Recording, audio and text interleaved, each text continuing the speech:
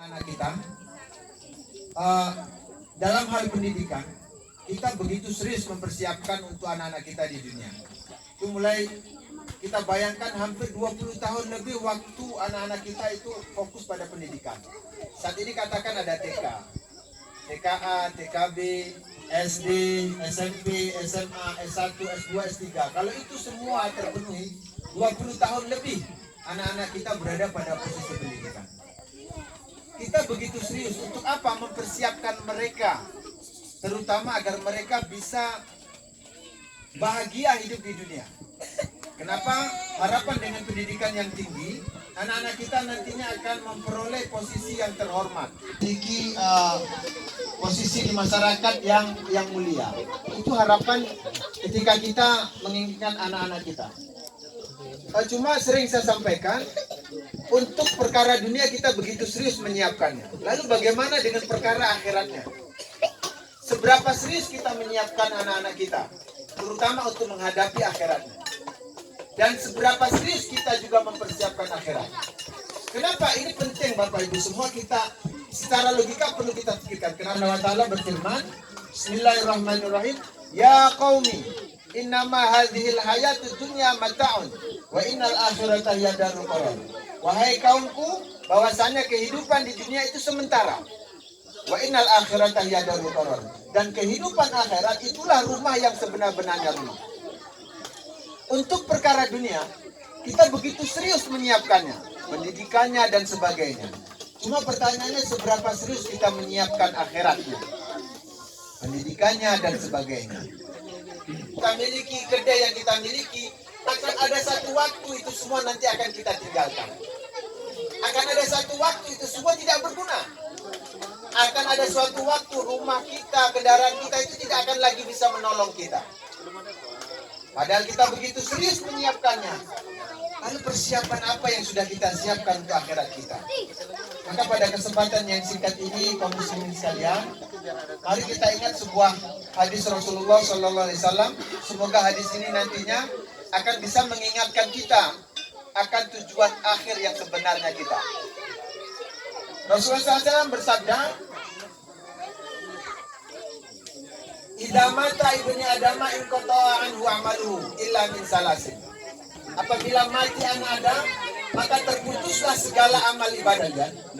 Bahwa ketika kita meninggal nanti, itu tidak ada lagi amal yang bisa kita lakukan. Tidak ada lagi amal yang bisa kita lakukan. Kita sholat tidak bisa, bersedekah tidak bisa, beramal yang lain juga tidak bisa. Illa min salasin, kecuali 3 perkara. Kecuali 3 hal. Sambil yang dari yang paling ujung. Apa yang pertama? Waladin salihin yad'ulah. Ketika kita meninggal, rumah kita, kebun kita, kendaraan kita, dan semua jabatan yang pernah kita emban, itu semua akan tinggal, nggak ada lagi manfaat. Kecuali yang pertama adalah anak yang soleh. Yad'ulah, yang senantiasa berdoa kepada kedua orang tuanya. Maka semestinya investasi paling utama yang harus kita miliki adalah anak yang saleh, Bapak Ibu semua. Kenapa? Ketika semua yang lain itu kita tinggalkan, anak yang soleh walaupun kita telah terbujur kaku di alam kubur, dia tetap akan membawa manfaat besar untuk kita.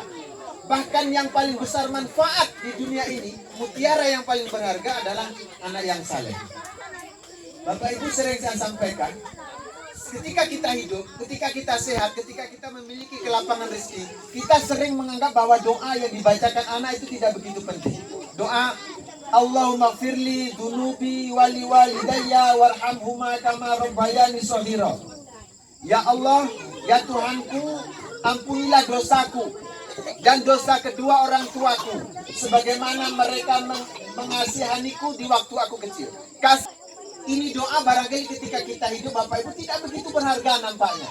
Karena tidak ada membawa efek langsung. Kita hebat, gak ada.